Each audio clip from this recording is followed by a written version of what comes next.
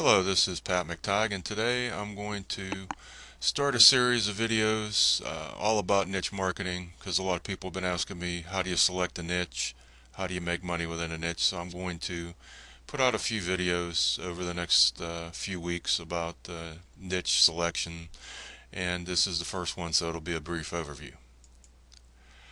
Why a niche? That's a very basic question, but if you don't know the answer to it, it'll kind of keep you guessing.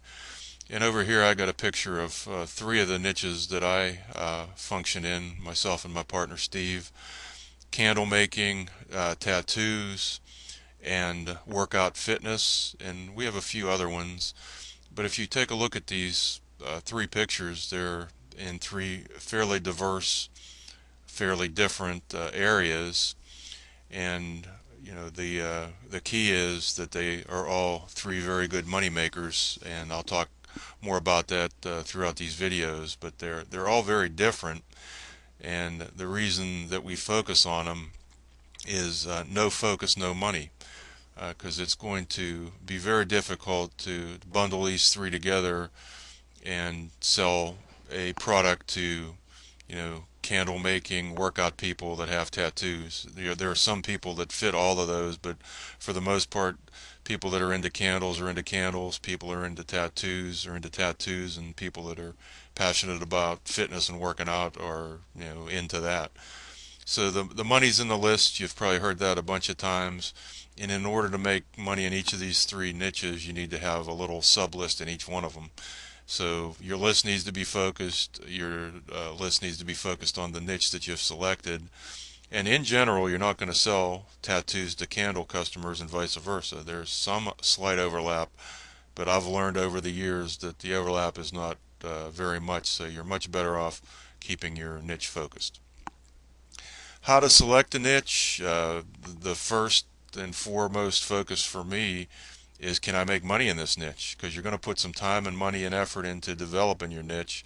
So you need to make sure that it's a money niche. You want to do the investigation into whether people have open problems, open issues in this niche, because if you're going to make money in this niche, you're going to have products that provide solutions to people's problems. And you may or may not make these products. You may just go sell somebody else's products. But if this niche doesn't have problems, and you can't provide solutions to those problems, you're not going to make very much money.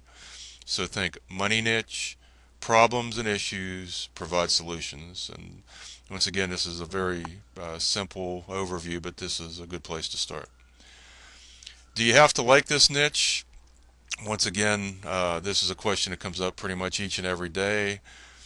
Uh, you have to be able to research this niche. You have to be able to go out and read about it. You have to be able to find out more information about it. In the beginning, you're going to have to write about it, or if you have the funds to outsource your content creation, that's fine, but you're still going to have to be able to provide direction in this niche. You're going to have to be, somewhat conversant in the subject. So it certainly helps. And my recommendation is, if the concept of the niche makes you go, "Oh my God," or it, literally gives you a stomach ache, or it makes you break out into a cold sweat, that niche isn't for you. It doesn't matter how much money there is in the niche. So you don't have to, fall in love with your niche, but you have to be able to function within the niche, and that's a very important thing to take into account. Idea sources. Mr. Sherlock Holmes over here is out there looking for good ideas, as I'm sure you are too. And there's plenty of places to start. A good place to start is your hobbies, because you are usually conversant in your hobby as well as your interest.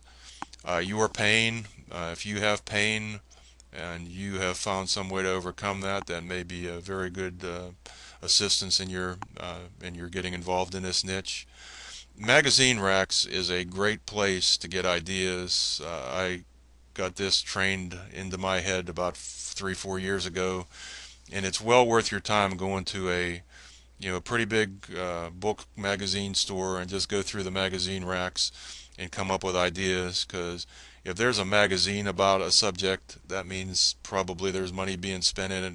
If there's 10 magazines in a particular niche, that means there's a lot of money being spent. Amazon.com, looking at its books, its bestsellers, is another good place to look.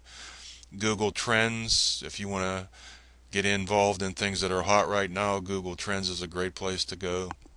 If you're going to sell other people's products, the ClickBank Marketplace is a great place to become familiar with. And also, if you have your own list, if you have your own business, if you have current customers, that's probably the absolute best place to come up with ideas, because your customers will tell you what they want. A really good exercise for trying to find your first niche if you haven't done it, and this picture is one of my favorites because it shows, there's a maze out there and there's a lot of different ways to make money, but there's also a lot of roadblocks along the way.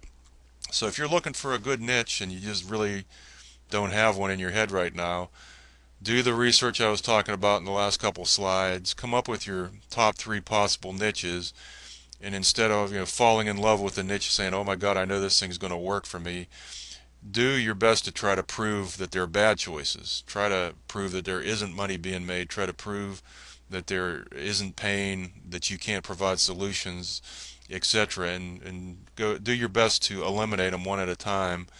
And then the last one standing, the one that you can't, find the dirt on, the one you can't scratch off your list, will be the best one for you to move forward with. And that gives you the ability to be a little bit non-biased about it, and really try to find reasons to not select the niche, and then the one that's still left on your list will be a good place to start. So that's it for this opening video in the series. I'd like to thank you for watching. Take a look at this picture.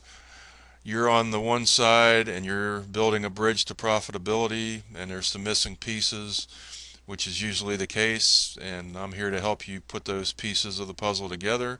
So please stop back to this blog often, because I will be putting content on it on a regular basis, and I'll be expanding on this niche concept in future videos and in future articles.